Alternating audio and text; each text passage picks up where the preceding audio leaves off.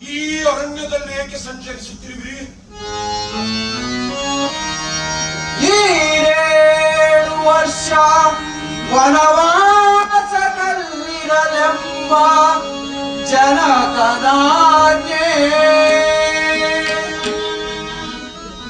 ಅಯ್ಯ ಕಪಿವೀರ, ನಾವು ಪಿತೃವಾಕ್ಯ ಪರಿಪಾಲನೆಗೆಂದು 14 ವರ್ಷ ವನವಾಸವನ್ನು ಅನುಭವಿಸಲು ಪಂಚವಟಿಯ ದಂಡಕಾರಣ್ಯದಲ್ಲಿದ್ದಾಗ ಆಗ ಏನಾಯಿತು ಪ್ರಭು?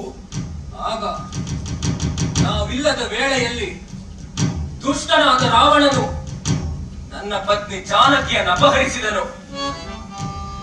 ಆ ನೀಚನ ನೆಲೆಯನ್ನು ಹುಡುಕುತ್ತಾ ನಾವು ಇಲ್ಲಿಗೆ ಬಂದೆವು.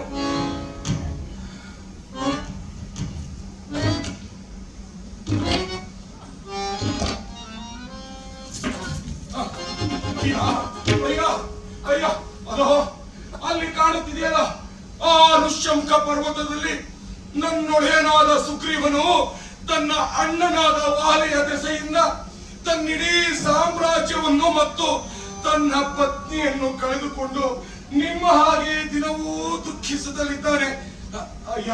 ಅಯ್ಯ, ನೀವು ಒಂದು ವೇಳೆ ಅವನ ಜೊತೆ ಸಖ್ಯ ಮಾಡಿಕೊಳ್ಳುವುದಾದರೆ ನಿಮ್ಮ ಈವರ ಸಮಸ್ಯೆಯೂ ಬಗೆಹರಿಯುತ್ತದೆ.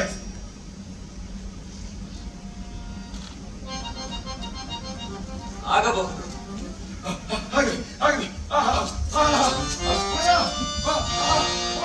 ಸುಗ್ರೀವ, ಬೇಗ ಬಾ, ಆಂಜನೇಯ, ಏನಾಯಿತು?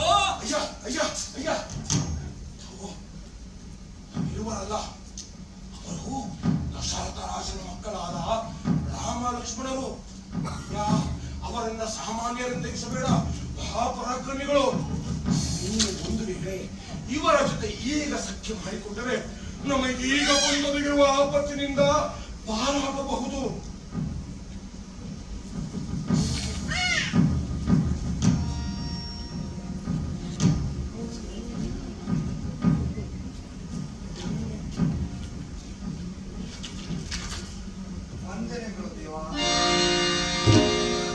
ಸುಗ್ರೀವ ರಾಜ, ನಿನಗೆ ಮಂಗಳವಾಗಲಿ. ಹೇಳು, ನಿನಗೂ ನಿಮ್ಮಣ್ಣನಿಗೂ ವೈರತ್ವ ಉಂಟಾಗಲು ಕಾರಣವೇನು? ದೇವ, ನಾನು ನನ್ನ ಅಣ್ಣ ಅಗ್ರಜ ವಾಲಿ ಇಬ್ಬರು ಅನ್ಯೋನ್ಯವಾಗಿ ಒಟ್ಟಿಗೆ ಈ ಕಿಷ್ಕಿಂಧೆಯಲ್ಲಿದ್ದೆವು.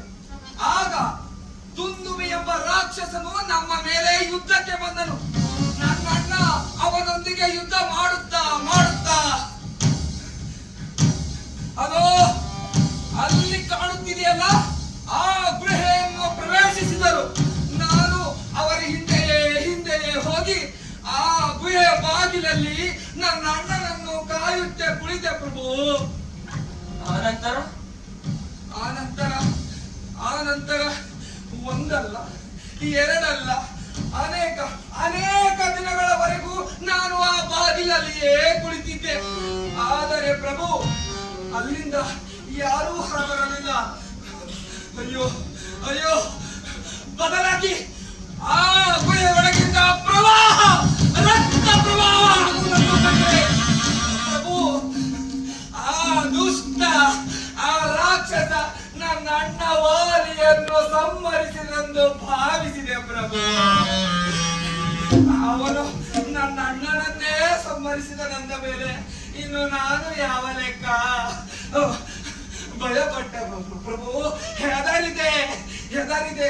ತಕ್ಷಣ ಅಲ್ಲೇ ಪಕ್ಕದಲ್ಲಿದ್ದ ಒಂದು ಬಂಡೆಯನ್ನು ಎತ್ತಿ